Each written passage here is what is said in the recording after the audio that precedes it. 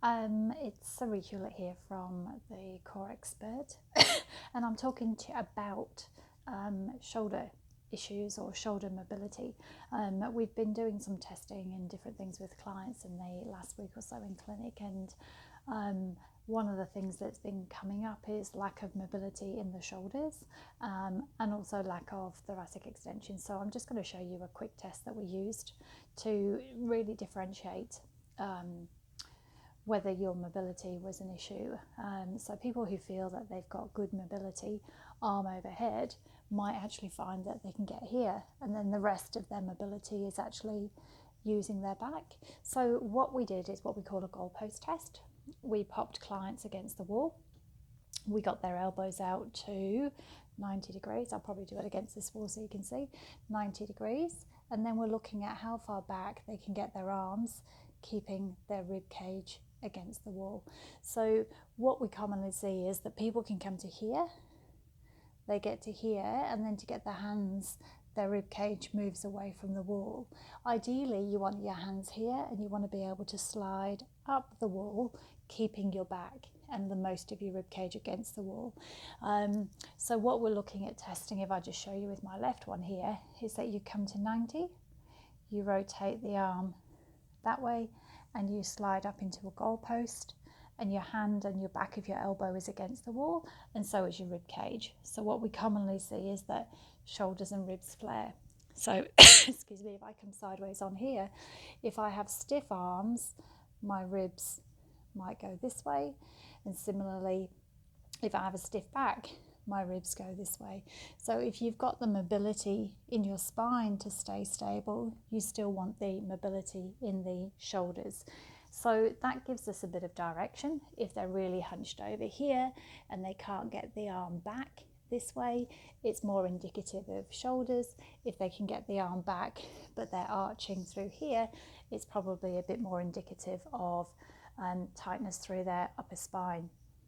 The reason that's quite important, especially these days, is that we're all in that sort of forward head posture, and we're all sort of working a lot more with the computer. So what tends to happen is if we are here, the pec muscles tighten up. As the pec muscles tighten up, the shoulder gets pulled forward. Then as we try and move the arm up, we are potentially leaving ourselves open to impingement issues. So our pec minor, which comes from the tip of our coracoid process down towards sort of middle and sort of nipple line, is shortened, pulls all the shoulder blade forwards, and that causes some restriction. So as we're trying to move, the head of the humerus gets impacted on the space between the acromion and the shoulder joint, so the ball and socket joint basically gets impacted through there, and it means that we're not going to move that well. So there's a whole key load of things that can go on with that. So with the pecs getting tight, shoulder blade shifts forwards, we're in that rounded posture through here, so our shoulder blade becomes retracted. It means that these muscles are going to spasm because they're working on a stretch, trying to pull everything back or prevent it from coming forwards. Same as the rhomboids, they're sort of gripping on for grim death. We end up with ribs potentially that are stuck in that rotated forward position. And you know, sometimes it's enough that we can move and we get people moving into a bit of extension, do some releases.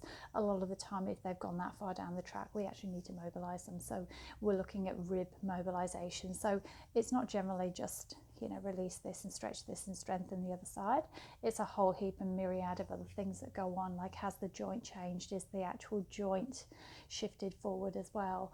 And if there is an anterior shift of that joint, you know, you need to be doing something because your actual status of your joint capsule's changed as well. So have a little look if you're starting to get shoulder pain when you're reaching, you know, commonly for girls, it's when we're reaching around for bra straps or looking at getting into seat belts. Sort of reaching behind for that, reaching into overhead cupboards. You know, if you're trying to do your hair and put your hair up or wash your hair, you might find that it's a struggle just to get hands in that position purely for that. But typically with an impingement, coming forward to 90 degrees, coming out to 90 degrees, and you'll typically see that. So the actual quality of movement is more a shoulder shrug, and as they're coming forward here, it's more a tip backwards. Okay, hope that helped. Stretches wise, pec stretches, as long as it's sort of a start of things and you're starting to think it's a little bit sore, it's a little bit tight, then you know you might get away with stretches. If you're starting to get sort of quite a restriction in movement and pain, and it's sore to lie on, you really need to get that looked at. Okay, thanks for watching.